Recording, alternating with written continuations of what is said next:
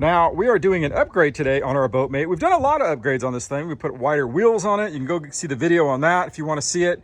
We put wider fenders on it. We upgraded the winch here, right? But today we're doing the jack, right? Now, this jack has probably been on the BoatMate trailer since 2008 when this boat came out. It's a little wore out, and been wanting to upgrade that for a while. So we're going to do it today, and we're going to hopefully do it the right way.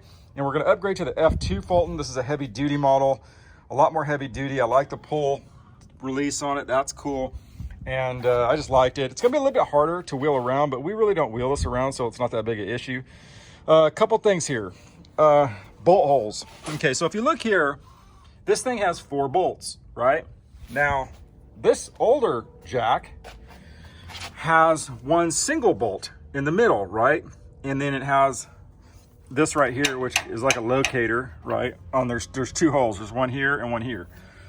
Well, those bolt holes don't line up with this. Even if you wanted to try to say, okay, well, I'll tap it down here, or I'll drill it down here and they'll line up. Well, the bolt holes are too tall, so they don't fit on this. So we have to make another bracket, an adapter bracket, or, you know, cut this off, or the other option is to cut this off and weld it directly onto here, or drill it through the frame, right? And run bolts from the back side all the way through. Now, my first thing was, okay, I'll do the bolts through the frame, but then I got to thinking about it. And you really don't want water on the inside of your frame because it can rust out from the inside. You'd never know it till it broke. You definitely don't want to break the front of your trailer off towing down the road. So we're not going to do that. I think what we're going to do is we're going to use this existing bracket. I think we're going to leave it on there, and I think we're going to weld it onto here. The mount that we had made. And I'll show you guys that too. So I think that's what we're going to do. Let's get this thing apart and let's get into it. And I will say that you're probably gonna need a welder to do it the way I'm doing. If you want to do the drilling through the holes, you probably don't need a welder. But the way I'm doing, you'd definitely need a welder, but you're not gonna need a torch, right? You need a torch or a serious cutting wheel to get that off if you decide to take that bracket off. So let's get into it, and we'll see how this goes. So with the bracket off, here we can see what's left. This is welded, this bolt is welded to the backside. It's kind of weird, but I guess that's the only way you could do it, but we're gonna have to cut that off flush at least, right, to put this mount up against it. So we'll get a cutting wheel out here and try to get that thing off as flush as we can, or inside that mount. Okay, well, here's a look at our adapter plate. It's 5/8 thick. We had it cut at the local machine shop, and it's got 4 3/8 hole fine threads put in. Now, I put a piece of cardboard behind this and I just scribed it around, you know, and drawed out the holes and gave it to him and got this. So it's not rocket science, and it's not a super costly piece. Probably should be able to get this for probably between $60 to $100 maybe. I mean, it's a heavy duty deal. So let's go over here and see how this might work. Now, I've got this cleaned up around the edges. You definitely want to make sure your metal's clean. And basically what we do is we're just going to put it like right there. I mean, that's going to look pretty clean, I think. I'll kind of get it adjusted, and don't worry about, you know, having to, like, the bolts going through and hitting this, because that's why we did the fine thread here, right? We had it tapped for a 3/8 fine thread. So we're not worried about it going in and hitting that. It shouldn't go all the way through. So, all right, let's go to our next step. Let's get it tacked on there and weld it up. All right, well, our plate is welded on. And man, make sure when you're welding this from the backside too, that you don't accidentally weld through these all threads. I almost did that. That will ruin your day.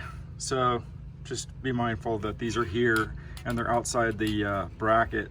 I want to show you guys this too. So BoatMate, something really cool they offer is that if you give them your trailer ID, they will send you, or you can buy a can of paint that matches the paint from the factory. And this stuff actually matches really good. Like, I've already done some repairs on this thing and I've used this, and it's actually really good paint, and it actually matches perfect. So hopefully we'll let this dry just a little bit, and then we'll come back and we'll just touch it up, and we'll start bolting everything together. All right, well, here's the finished product. Smoothed out the top, probably didn't have to, just looks a little cleaner. And there it is. Look, that paint is almost perfect, right? Isn't that close? And make sure you get some paint inside those threads a little bit, just because I think that might keep them from rusting just a tick. So there it is, welded onto the original tab. Looks clean on the trailer. See, you're still keeping the original factory welds. Looks pretty clean, right? and we'll button it up, see what it looks like. All right, there's the finished product. I don't think you're gonna get much cleaner than that. You can see it's pretty good, right? I like this. So this is the pull release that allows you to kind of roll it up, right? It actually goes up very easy compared to the older one I had. A couple other things I like about it. It has this this latch right here. So I can do it with one hand. See that right there? Holds this into place when you're going down the road when it's set up vertically, right? So let me see here. I'll just kind of unload it. One thing too, that I guess if there was one thing I didn't like, well, it's not that big a deal, but this bolt right here, I think is supposed to go all the way through here, and for some reason they gave me one that's not quite as long. Not that big a deal, but this is pretty cool because it's a little latch here. Oops, sorry. It's a little latch, and you go like that, it locks the wheels together, right? So it won't roll anywhere. It's pretty good, not free rolls, right? And let's see here. Oh, let's go the other way with it. Hang on, excuse me here, doing it by myself. Kind of go up here, this way, right? And then we'll kind of lock that into place, and there it is. We're all locked up. And like I said, see, this doesn't hang, see how that hangs on the ground? So now you come up here, and we'll kind of just latch it on there, and it's like that. So, pretty good product, actually. You know, it's a little bit sturdier. Of course, you can see the tubing looks a little bit bigger, and we'll see how it works. But so far, I like it.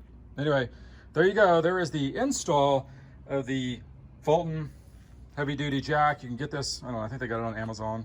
They got it everywhere. But this is the F2 model you see here.